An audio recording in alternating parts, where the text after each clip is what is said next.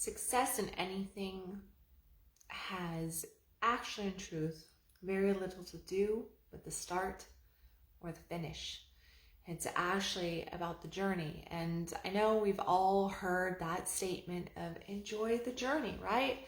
Don't get so focused, so caught up in the arriving someplace.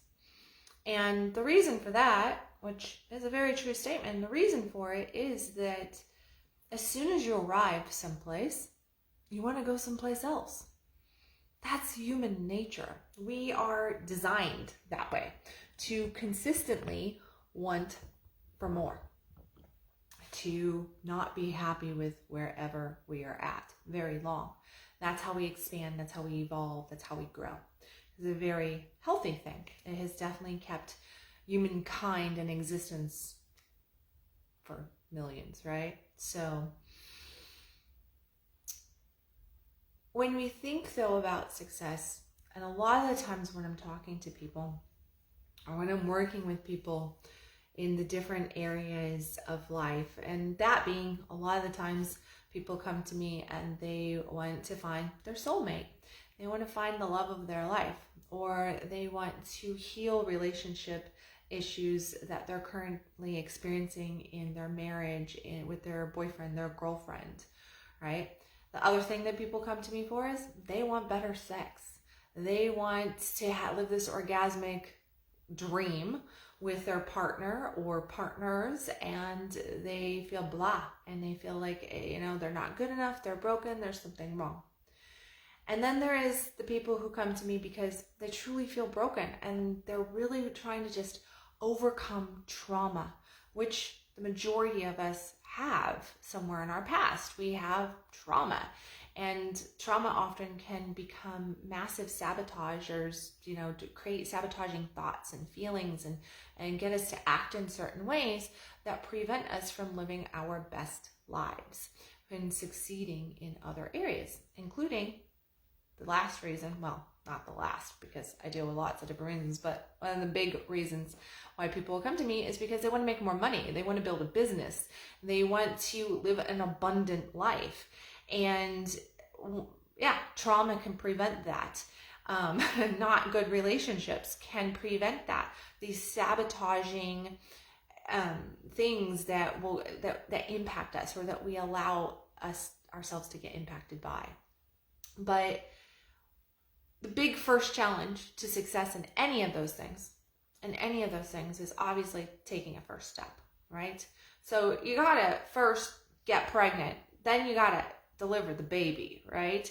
And there is this messy middle just in that alone. Having a creative idea, having a desire, having a longing, that's great. We all have desires and longings and creative ideas. Few actually take planned out action and stay motivated long enough to achieve those, to achieve the birth, right? But then once you have the birth of this new idea and it's now in existence, so let's say you've made your mark and you've said, I'm going to start a business, okay? I'm going to start a business, or I'm going to find a life partner.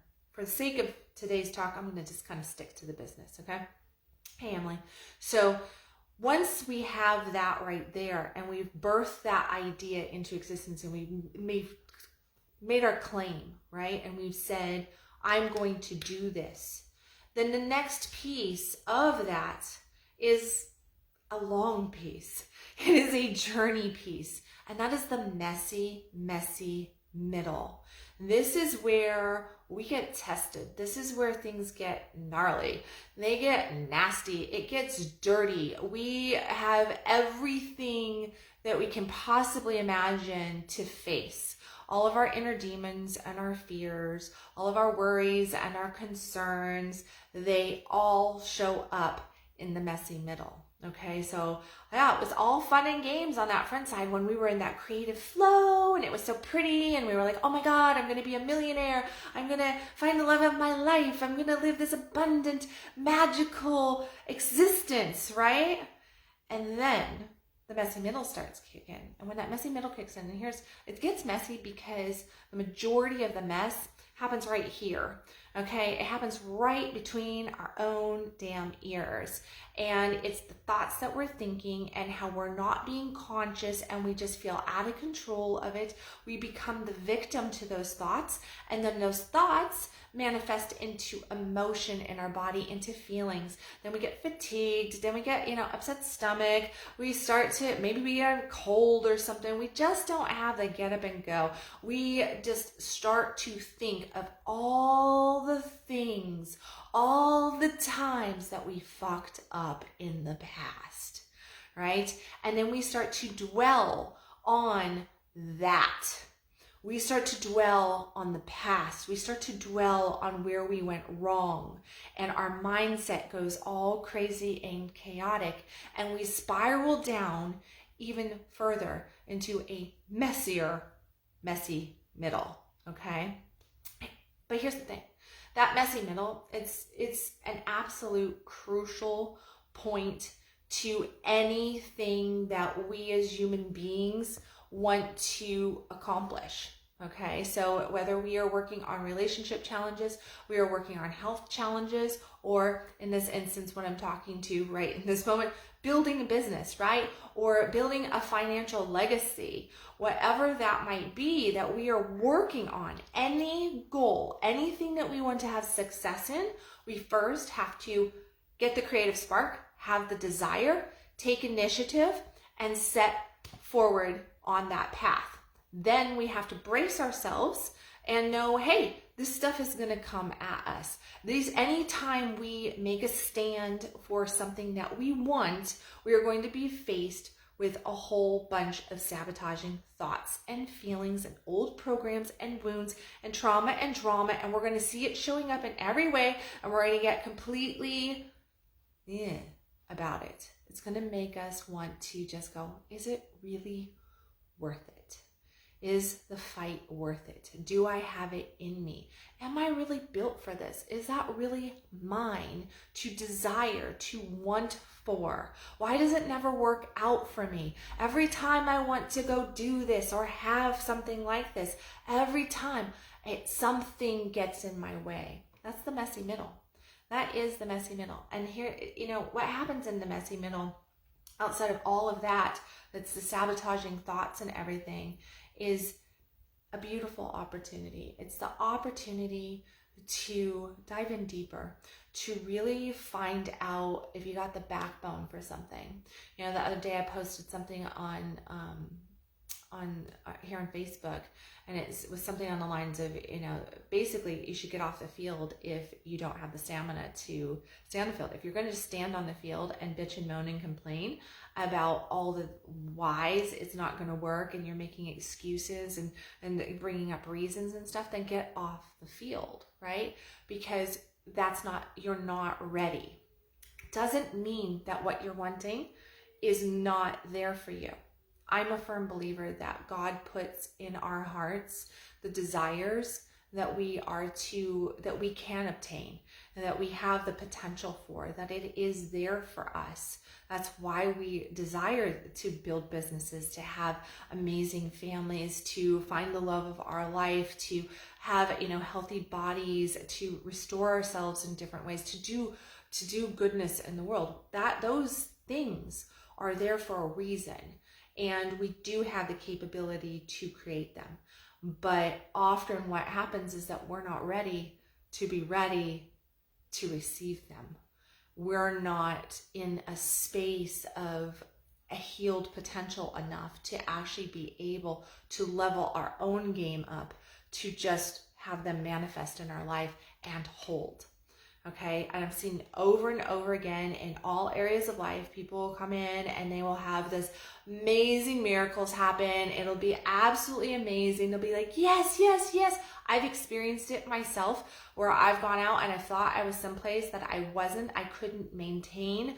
I let sabotaging thoughts get a hold of me, and I spiraled down into this whirlpool of shit, and then lost it all.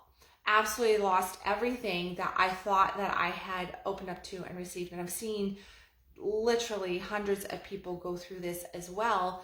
when I'm coaching them, where they start leveling up, and they're like, yes, yes, yes, I got this, it's manifesting.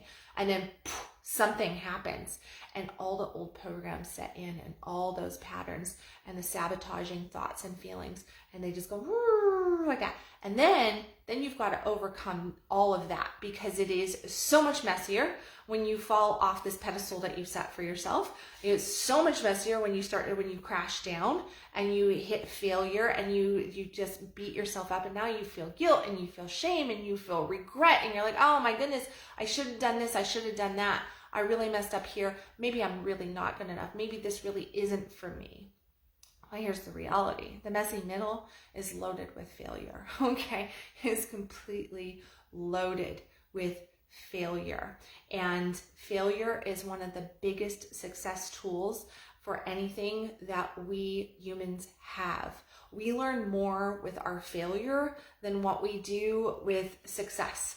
And it's so easy to see in our world today, because we have, and I'm going to pull in the school system, so some of y'all might get pissed off at me right now, but whatever, then you're not my people on this, because I truly believe what I'm saying here, especially, well, all of this, but around the schools topic that I'm going to bring up real quick, because it really is evident in our school systems today. And that is the No Child Left Behind program. And I refer to this frequently in different ways. And that is that we have created a society that really leans towards the weakest links. And in doing so, we feel like, oh, if not everybody gets a participation award, if not everybody wins at the game, if not everybody gets this and this, and it's not equal, then we're being unkind to this poor person or that poor person, in this case, the students, right? And so what ends up happening is our best individuals in society and in school, in this case, actually get muted. They cannot grow and expand. They're not being challenged. And us humans need a challenge, okay? We are problem solvers by nature, even in our childhood years, massively. This is how we learn. This is how we develop. This is how we grow, okay? And when we start to shut our best sources down, right? And we start to lean towards the weaker ones, it makes for a weak society. We truly are dumbing down society by doing this. And then you see these challenges as people age, right? So then we have different issues that are going on in high schools, different issues that are going on in colleges. And truly, I would say that people up to age 30, but I'm picking on you right now, up to about age 30, from what I can tell, is that like our 20-somethings these days are not mature at the level that they were 20 years ago, let alone 50 years ago, right? The maturity level is declining, and people are not understanding what it really takes, like grit, the grit that you need to build a life, to be successful, to have a committed long-term relationship, like a relationship in itself. And that is a relationship with another human being, the relationship with self, the relationship with God, the relationship with money, the relationship with your health, the relationship with your kids, a lover. It does not matter. A relationship that you have with your boss or with your employees. All relationship. It takes grit to be in there, because it's not always going to be organic chocolate, wine, and roses, okay? There's not going to be this symphony playing 24/7 in any relationship. The fun's going to kind of crash. The play is going to kind of crash. It's not going to stay down forever unless you let it, but we're going to have these ebbs and flows. And so each time we come down off of one of those waves, it's going to feel like failure. We're going to start to look at things differently. And we're going to be like, oh, well, the right way to go about it is to go, well, how can I improve? What can I do to expand? How can I connect more? How can I, improve the situation? Not that there is a problem, but how can I expand? How can I support, right?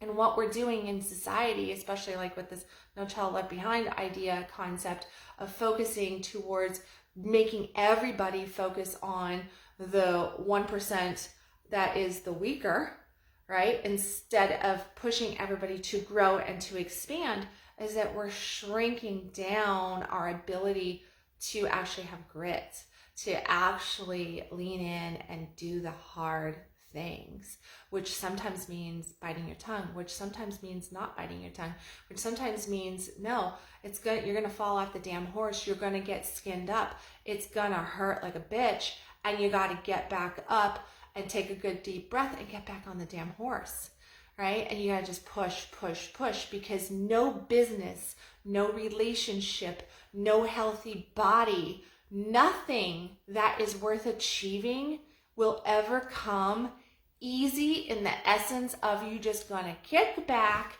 pop open a beer, watch the game, and it's just gonna show up on your doorstep. It's not gonna happen. Even when I talk about ease and flow and quantum leaping and stuff, there's a hell of a lot of hard work that goes into ease and flow, and really getting it working for you. You've got to earn ease and flow on that front side of anything, and throughout that messy middle ground, there is an earning that takes place. Okay, it is not just given and sticking. Okay, if it does get given really soon, we lose it. We do. It's kind of like all the lottery winners out there, which is amazing. Some of the science that they've done to data research on lottery winners, people who have, won multi millions, and they don't know how to manage money. They have a shit relationship with money and with themselves. And so within 4 years, it's all gone, or they're sadder, or they're unhealthier, or they've committed suicide, a lot of them. It's like there's horror stories about that, and it's because they're not ready. That messy middle of even that, when it's something gets delivered to us so quickly and we're not ready for it, we're not strong enough, our vessel cannot hold it, we will lose it. So that messy middle ground for anything that we are wanting to obtain in life, it is definitely a misunderstood space. It's not spoken to very often. A lot of self-help, success coaches, self-help gurus, everybody. I mean, I've been through my work. I've done tons and tons of work with multiple fantastic people. And I can tell you that the majority of the time there's the focus of the push of getting in, and then on the backside, the ease and flow, right? But nobody talks about that messy middle. And that's where it gets really difficult, really, really difficult. That's where you get to define yourself. That's where you get to meet yourself. That's where you're building the muscle. There's always going to be that day 2. You know what I mean? It's like here we come up on New Year's, right? And so many people make New Year's resolutions. I'm going to go to the gym. We're going to not eat sugar. We're going to do this. We're going to do that. And it's like, yeah, day 1, you're like, yeah, I got this, right? And you go to the gym and you're like, yeah, pushing it. You're feeling good. And you come out of the gym. You're like, yeah, look at how great that was. I can't wait to get to the gym tomorrow. I'm going to do this. Why haven't I been doing this? And then what happens? Day 2. Right? Day 2 happens and you wake up and you're like, ow, my body hurts. Ow, I'm tired. Ow, I've got a headache because the toxins are flowing around in your body. And you're like, and here come all the reasons and the excuses. Like, maybe I need to give my body just a break. Maybe I should go 3 times a week instead of 5 times a week. I'm just not quite ready for this. Damn right you're not ready for it. But guess what? The people who get ready and make themselves ready and will stick with it all year round, they push through that day 2 and that day 3 and that day 4, 5, 6, 7, 90. Okay? They go through that messy middle. They feel the muscle spasms. They feel the pain. And they go in there and they find that inner grit. And they keep stepping toward their goal, right? And that's where then they come out on that backside and it's ease and flow. Now their body's accustomed. Now they're used to it. They've got their system down. They've made it through those hard points and they have earned the ease and flow. And then they change up their game a little bit and they want something more. And they go and they do it all over again. And that is the beauty of the messy middle, is that's our growth space. That's that space that if you want to have success in any area, I promise you. It's like, it's fine and dandy. Have your creative idea. Plant your flag. Take that first step. Say, yes, I can do this. Yes, I want it. Have a really big fucking why. Because if you don't have the why as to why you even want to do something, it just sounds cool to you. Other people are having success with it, whatever. It's like, no, it's not about that. Your why has to be really, really big. It has to be something that's going to get you out of bed in the morning on day 2. That you're going to just really, it keeps you motivated. Or that you can say, hey, I'm not motivated today, but I want that bad. I still have a taste for it. I'm not going to give up on myself, because that's what it takes. You've got to be able to push yourself through those difficult spots. So that's where that why comes in. And then, then get prepared for your messy middle and all the failures that happen in the messy middle, and realize that those failures, every single one of them, okay? Yeah, you're going to let yourself down. Yeah, you might feel like you're letting somebody else down, but it's a matter of if you get back up on the horse, right? And you just keep going, because every time you get back up on that horse from falling down, taking the tumble, getting hurt, looking like a loser, feeling like a loser, every single time you learn, you grow in ways that you never would have before, okay? So don't rely on the No Child Left Behind program. Suck it up, Buttercup, because you got to get some skin in the game. You got to have some grit. You got to find a backbone. If you don't have one, but you want something bad enough, you'll build one. And that's what you have to do to make it through that messy middle. And then you earn your ease and flow. That's where you get to surrender. That's where you get to soften until the next little pop happens for you. And you go, I want this. And then you rinse and repeat. So, messy middle.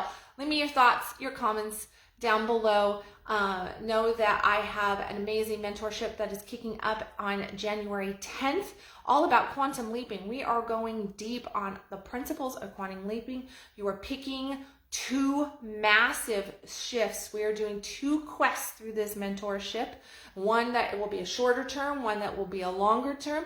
You are going to really delve into those quests. You're going to learn those principles. We're going to do some big time dreaming and some big time manifesting. But in order for you to do that, you have to say yes to you. You have to say yes to your dreams. You have to be willing to get into your messy middle and build the muscle so that you can find your ease and flow. So if you're interested in that, go ahead, reach out to me. Say me in the comments, pop me a DM. Love to work with you. Hope that there was something here for you today. And as always, you are worth an amazing, abundant, miracle, I can't even talk. Miracle abound life, okay? Like, create the damn miracles. It's right here. What's here can be out here. And it's there for a reason. God gave it to you. Okay, God gave it to you because it's supposed to flow through you. And it's your job to let that music out. Love you guys.